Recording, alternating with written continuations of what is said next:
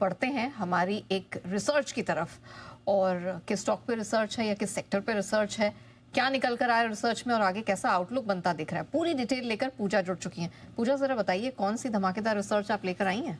बिल्कुल, एक pharma company पर फोकस है 2 दिनों से। न्यूलैंड लैब, कल भी स्टॉक 11% ऊपर था, आज भी स्टॉक में मजबूती बनी हुई है। तो हम पिछले 2 दिनों से आइडेंटिफाई करने की कोशिश कर रहे थे कि कंपनी में आखिर हो क्या रहा है। तो जब पीछे के इनके प्रेजेंटेशंस देखे और इनके ट्रांसक्रिप्ट पढ़े तो वहां पर भी मैनेजमेंट ने ज्यादा कुछ रिवील नहीं किया, लेकिन जिस मॉलिक्यूल के बारे में वो बात कर रहे थे अपने ट्रांसक्रिप्ट में और अपने इन्वेस्टर जो मीट हो रही थी उसमें, उसके बारे में इन्होंने प्रेजेंटेशन में थोड़ा बहुत हाईलाइट किया। और उन सब चीज़ों को कंपाइल जब हमने किया तो ये माना जा रहा है कि FY26 जो है वो काफ़ी प्रॉमिसिंग नज़र आ रहा है न्यूलैंड लैब के लिए।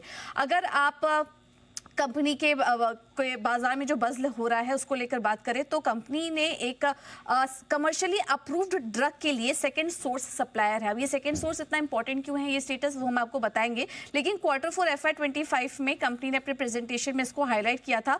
कुल 9 इनके पास कंप्लीट यहाँ पर मॉलिक्यूल्स हैं जिसका कि अप्रूवल इनको मिल चुका है और FY26 में ये मॉलिक्यूल जो है वो कमर्शियल होने की उम्मीद भी बताई जा रही है, जिसके लिए कंपनी सेकेंड सोर्स सप्लायर जो है वो स्टेटस उनको मिला है। अब इसके होने से कंपनी को इनके जो वॉल्यूम्स है वहां पर बढ़ते हुए दिखाई देगा। और ये स्टेटस भी इतना इंपॉर्टेंट इसलिए हो जाता है क्योंकि ये कहीं ना कहीं दिखाता है कि कंपनी का स्केल काफी बड़ा है, बड़े प्रोडक्शन के लिए रिलायबल कंपनी है, डिरिस्किंग पार्टनर के तौर पर ये सामने आ रही है और आने वाले समय में ये बड़े ऑर्डर्स के लिए भी तैयार है। तो इस वजह से किसी कंपनी को सेकेंड सोर्स ऑर्डर यहाँ पर दिया जाता है, स्टेटस दिया जाता है, इस वजह से ये काफी इंपॉर्टेंट हो जाता है। तो Q4 FY25 का जो प्रेजेंटेशन था उसमें कंपनी ने हाईलाइट भी किया था कि इनके पास ऑलरेडी कुल 9 कंप्लीट मॉलिक्यूल्स हैं और FY26 में इसका कमर्शलाइजेशन शुरू हो जाएगा। तो हम देख सकते हैं कि हो सकता है आने वाले समय में इस पर आगे कामकाज भी तेजी से हो। एक और बज़ है मार्केट में, ब्रिस्टल मायर्स स्क्विब के जो CEO हैं उनकी दवा है कोबेनफाई, जो कि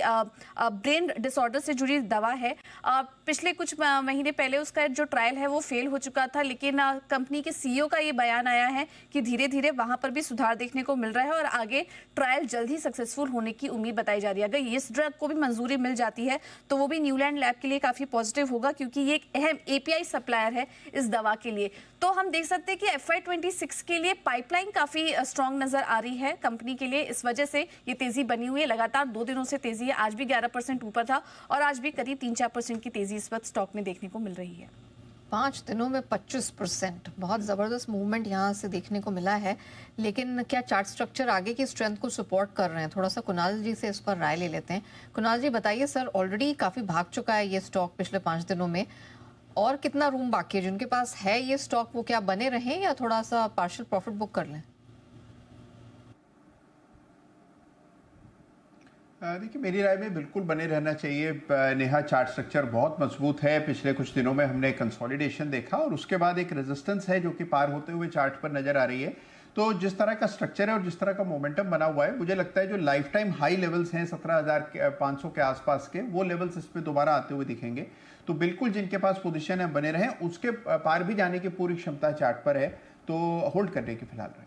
नए लाइफ टाइम हाई की तैयारी बन रही है, 17,500 के पार निकल सकता है। अगर है न्यूलैंड लैब का स्टॉक आपके पोर्टफोलियो में तो बिल्कुल बने रहिए, यहाँ से और भी स्ट्रेंथ चार्ट पे दिख रही है।